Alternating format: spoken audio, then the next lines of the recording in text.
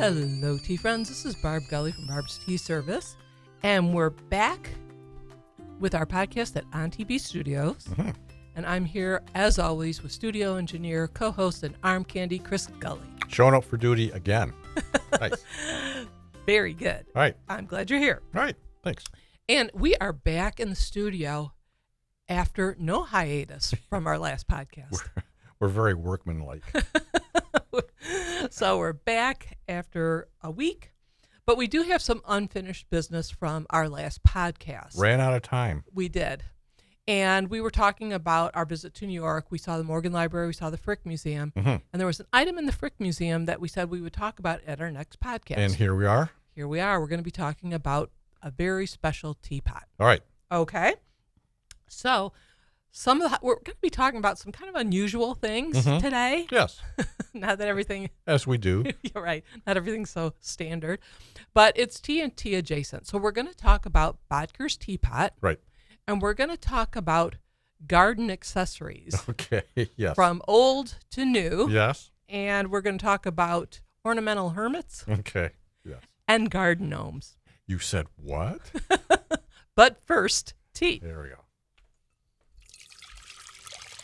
Okay, so today we're sampling Jefferson's Peach Blend from Elmwood Inn Teas. Nice. And this was a tea blend that was made to commemorate the 250th anniversary of the Boston Tea Party, which was 2023. Okay. So do you want to do a quick shot to the camera 3? All right, here we go. All right, we're on. Okay, so I selected this tea today for a few reasons, but mostly because it has a garden theme, and we're going to be talking about garden accessories. Okay. Okay, so this blend was made in honor of, as I mentioned, the Boston Tea Party, right. Because at that time, it was people were turning to their gardens right. to put in more ingredients into their current tea supply to enhance it. Yeah, augmentation. Exactly. Maybe the supply chain might be interrupted. Who knows? Exactly. Okay, so we can come back to ourselves All right. as we sample this We're back. tea. Right. All right. Should we go ahead and give it a taste? Yes.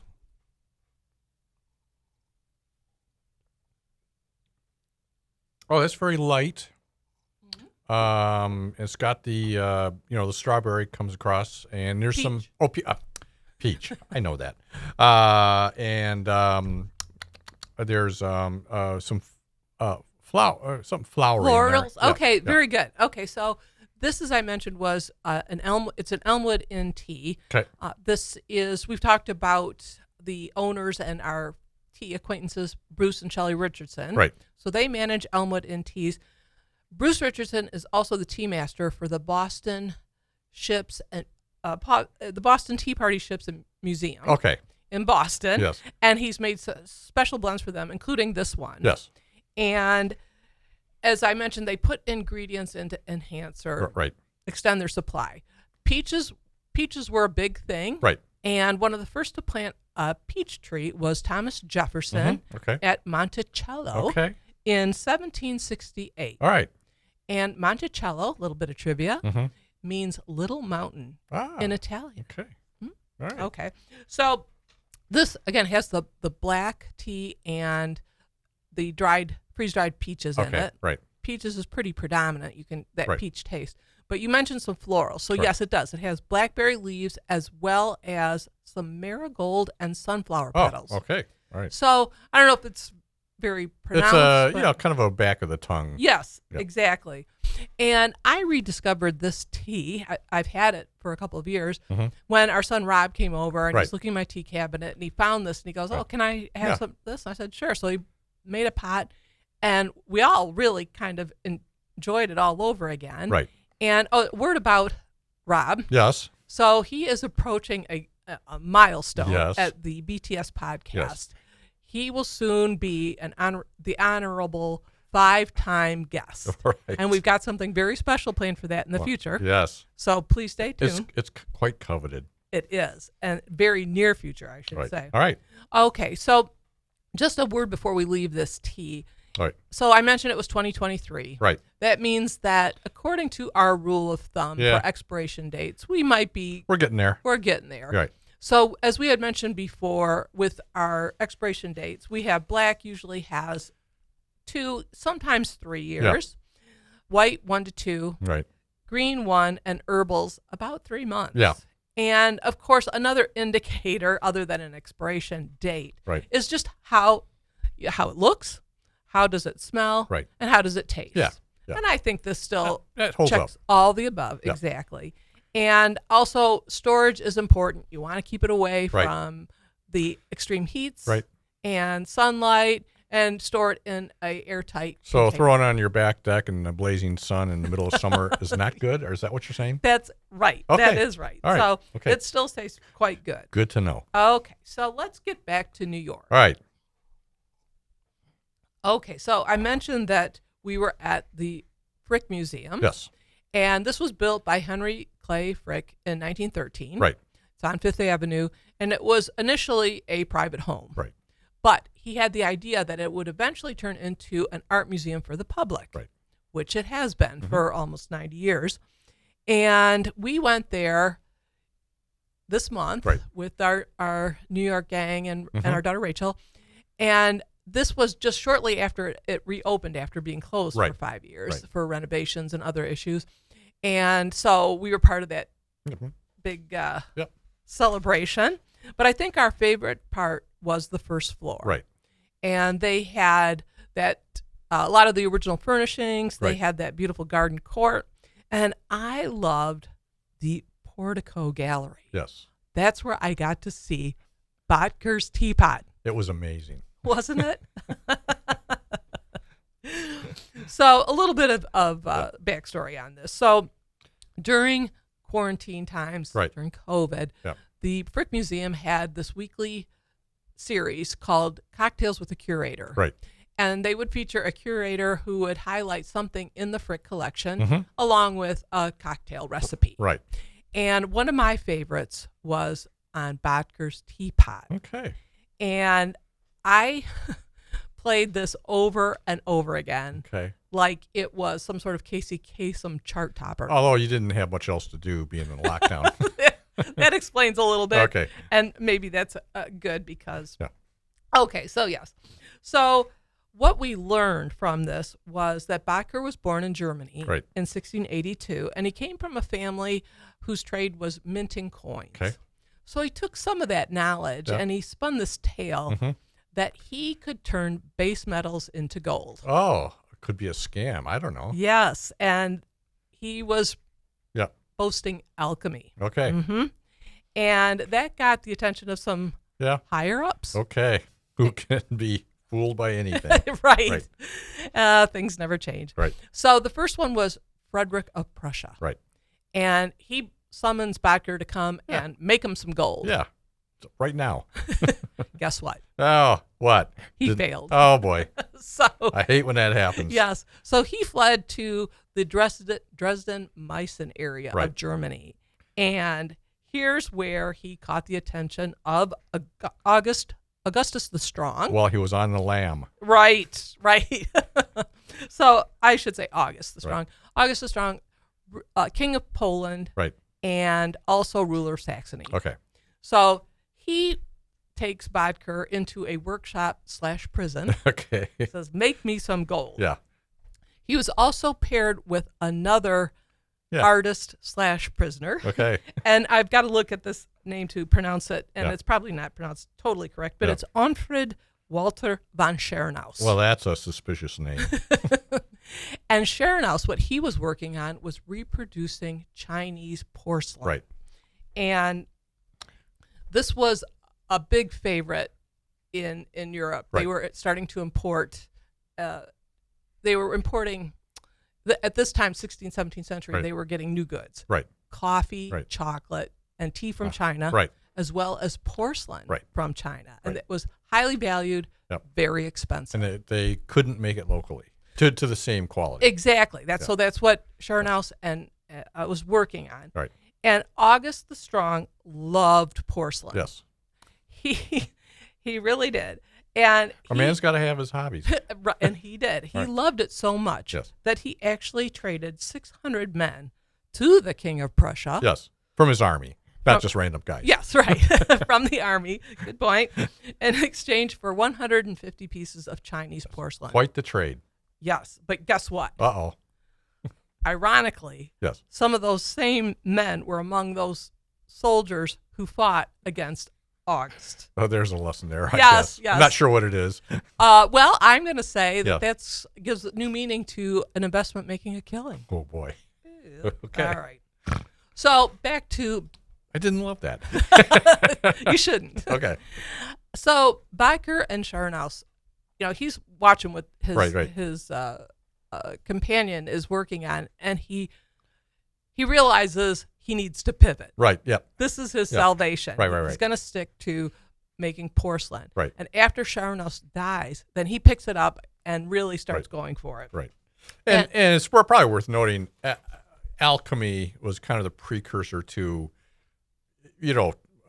after some science gets applied to, true, chemistry and understanding of physical properties of various items.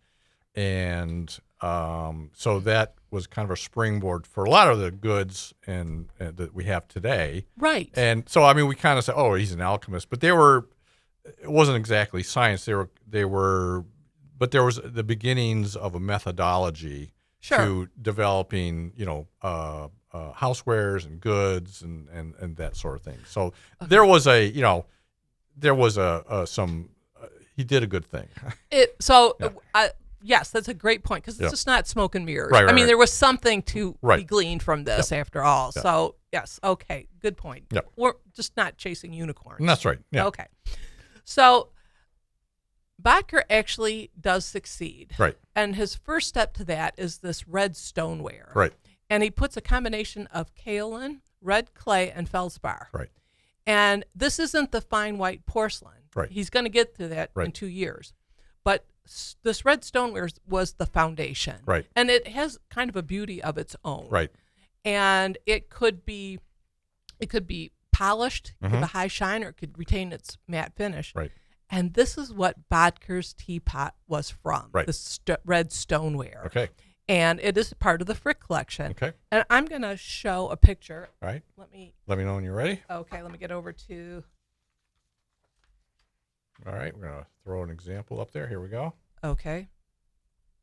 All right, there you go. Okay, so this is a picture from the Frick collection, and this is from the Cocktails with the Curator series. Right. So you can see that. And then I'm going to show my picture. Okay.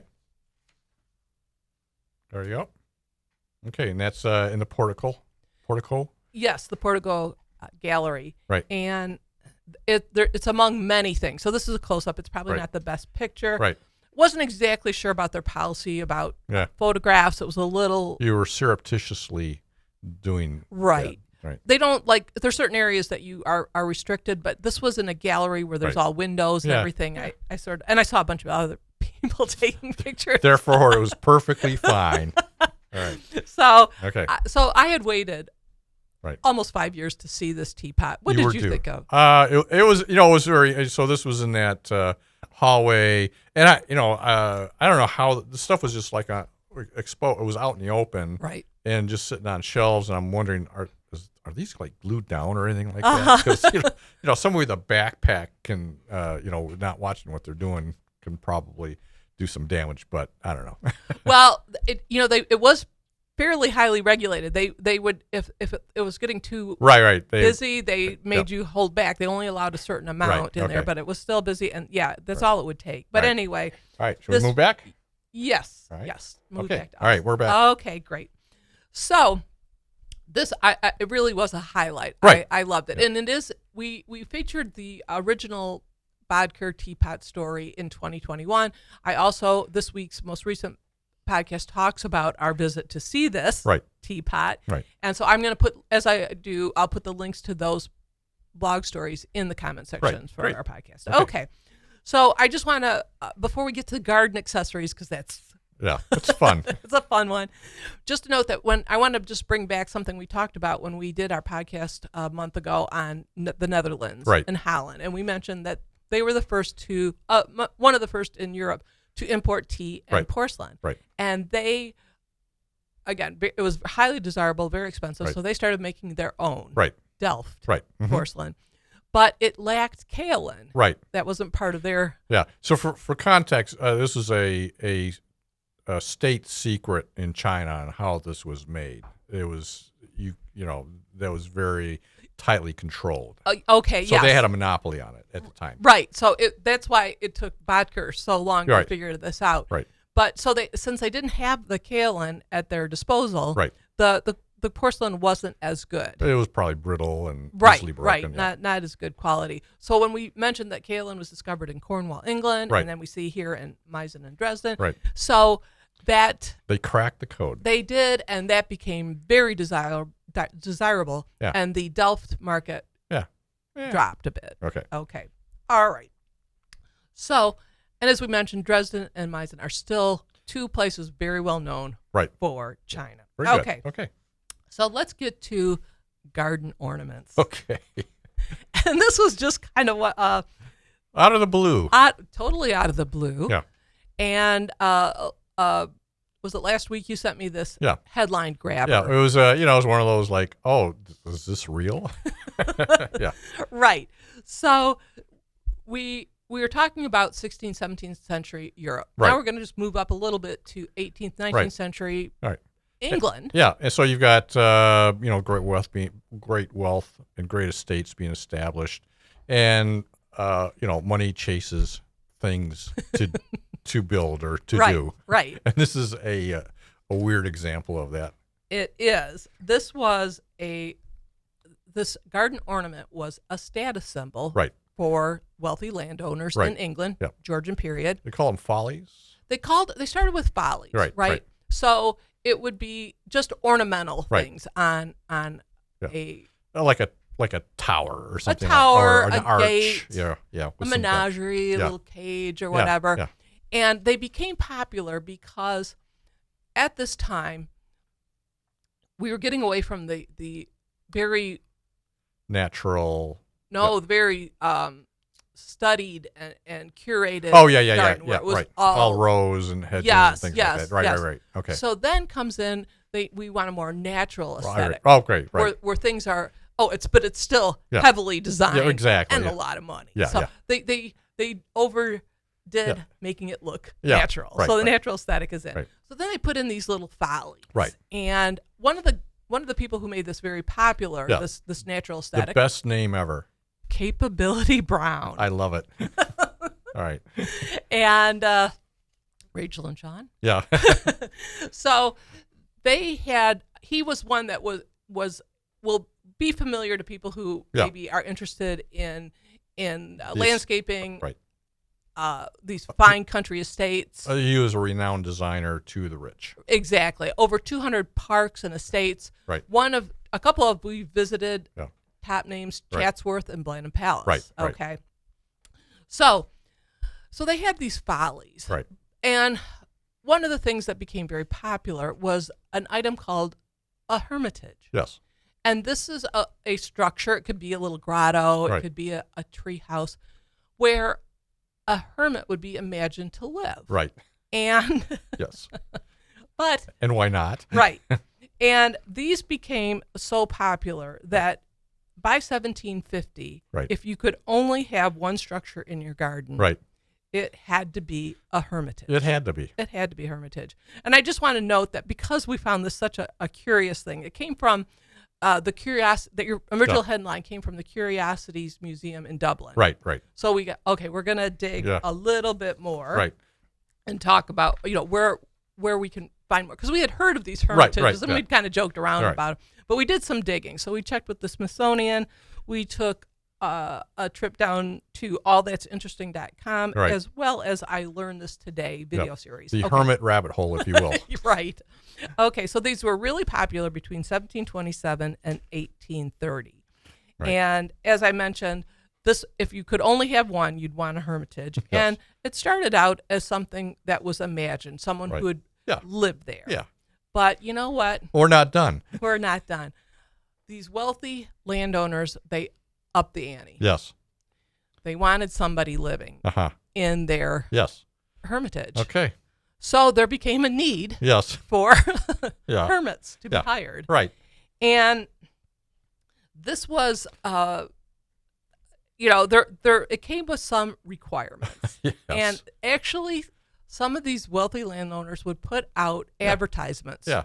And Yeah. Before LinkedIn. right, can you imagine your profile? That's right. Okay, so there's one advertisement, which was, there were several like this one, but Right. here's an example. This is from the Honorable Charles Hamilton, 18th Right. century British aristocrat and member of Parliament. Of course. Here's what he put out as a classified, Right. so to speak. Right. The hermit must be silent, Yes. never speaking to the servants who brought him his daily meals. Uh-huh. He must wear a goat's hair robe, Yep. never cut his hair, Uh-huh. nails or beard, Okay. and shoes out of the question. Wow. Yes. Okay.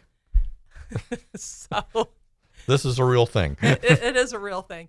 And they had this this odd requirement of they had to dress like druids. Right. Of course, no one knew what a druid looked like, but we'll figure it out. We'll figure it out. Right. So it could, if you were going to be a hermit, it could be lucrative Yes. if you could hold out. Yes. Because it seems like a lot of them were looking for a 7-year stint. Now, you have to figure the mental stability of somebody who's responding to this might be in question.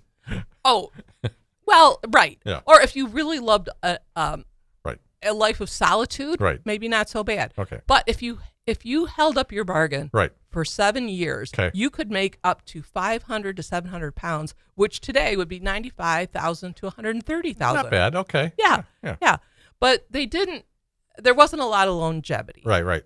In fact, the first guy who applied to this particular ad Right. didn't even make it to a month. Okay. They found him in a tavern 3 weeks later. Yeah. And as Not being quiet.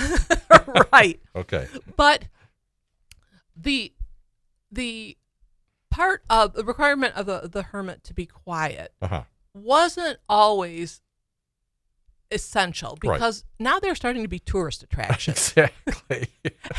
and people would start to interact with the Yeah, hermit. right. And there was this one guy who was very popular, Father Francis. Okay. And he had a whole shtick, if you will, and people would come and visit him. He'd be seated in front of a table topped with the tools of his trade, including spectacles, a book, an hourglass, and a skull. Okay. These seem to be quite popular. So if you're Wait, isn't that stuff on my desk at home? in your man cave, Yeah. so part-time hermit. Yeah. Right. So this guy was really popular, and he would talk Yeah. to them. And I mentioned that some of these wealthy landowners, they'd put out these classifieds, Right. kind of the Yeah. They're trying to raise a little money. You know? right, Yeah. right. But they weren't the only ones that could pursue this Right. search. Sometimes it was the hermits themselves Okay. who were looking for a job. Yeah. And there was this one letter that was discovered recently that from 1776, and this was from a prospective hermit. Okay. And he wrote a letter, and he Yes. said, "In your honor, if your honor pleases to build a small hut as a hermitage near your honor's house in a woods with a high wall round it, Uh-huh. your honor might hear of a man to live in it for 7 years." Okay. Again, that Yeah. 7 years. Yeah. Without seeing any human creature. I mean, not to cut my hair, nor yet my beard, Uh-huh. nor my nails. Well, sign them up. I should wish to have all necessities brought to me in a private place. All right. Mhm. Okay. So, All right. Why not? why not? Yeah. And one more letter I have to include here. Okay. And this was from one of the guests Right. who interacted with one of these hermits. Okay. And and you know what? Here's the letter from one of the guests, All right. the tourists, if Okay. you will. Right. In the middle of tea, A TripAdvisor, if you will. right? And I want to note that we are including tea. So, Right. Okay. In the middle of tea, we had a visit from the old hermit. Yeah. His appearance made me start. He sat some with us, then went away. Yeah. All right. After tea, we went into the woods, returned to the hermitage to see it by lamplight. Okay. It looked sweetly indeed. Yeah. Never shall I forget the happiness of the day. 5 stars. would see again. All right. Okay. All right. So, all right. And as we conclude, so some of these, the longevity was always in question. Yeah. Some of these guys, like our father Francis, he was almost 90 when he died. Yeah. Some guys just left. Yeah. So they would do these kind of, they were trying to make them appear to be hermits, but they were just stuffed dummies. They didn't really deliver too well. So they called them automatons, but they weren't the Disney World Hall of Presidents. No. Just these very crude stuffed dummies with sticks and strings. You can't replace the real thing. So, nor should you. No. All right. And by the end of by the mid 1840s, this was all but gone because it was considered, there were concerns over these exploitive conditions. Yes, right. Okay. Right. But some people wondered if there was a connection to that hermit Yeah. The motif. decor to garden gnomes. Yes. And you know what? Not connected. Okay. So here's just sort of the journey of the garden gnome. Okay. So garden statuary, very popular. These are two separate paths of weirdness for your gardening. Is that what we're saying? Exactly. Okay, good. Okay. So garden statuary, very popular in the Renaissance. Items that were popular were replicas of saints, gods, mythical creatures. And then this miniature character started showing up in the mid-1600s. Right. Goby. Another Italian word. Italian for dwarf. Okay. So this little decoration started showing up in homes. Okay. But then it turned into a gnome and went into the garden in 1840s. Okay. When some Dresden porcelain makers started manufacturing these gnomes to go in the garden. All right. And so this home of Bottger's teapot, also the home of garden gnomes. I love it. I mean, you're going the whole gamut there, right? Exactly. Okay. So what's our after all, you got about 3 minutes. 3 minutes. All right. Okay. Yeah, take a sip and catch your breath and wrap this baby up. Gnomes and all. Well, I don't think we had a chance to show our picture of what a hermit would look like. Oh, yeah. Let's Okay, do let me flip the scene here. There we go. Oh, yeah, look at that guy. There's your LinkedIn profile. Wow. That is amazing. Isn't that precious? All right. Okay, so back to us. We're back. All right. Okay. So I want to remind some folks of things that we have coming up. Great. We have our special 5-time guest coming, and it will be joining us soon. Yes. And we're going to have a whole thing going there. Yep. And then, as I mentioned, the podcast the blogs that will be attached to this, we have 2 on Bottger's teapot. Right. The one from this week, one from 2021. Right. And then some more of our adventures from New York, which we will include. Love it. Okay. Okay. All right. You got about a minute? All right. Well, that's our reminder for all the things that we have in store coming up. Always, again, I want to have folks send us. We love your feedback, appreciation. Our Brooklyn Museum trip and those knife rests. Yep. Over 350 views so far. Who knew? Keep watching. All right. Folks. Very good. All right. So I think I hear that sound. You do. All right. I want to thank On TV Studios for allowing us to be here, for all our listeners and viewers, to my arm candy co-host, Chris Gully. Go ahead. And as we like to say at Barb's Tea Service, please stay tuned. Very good.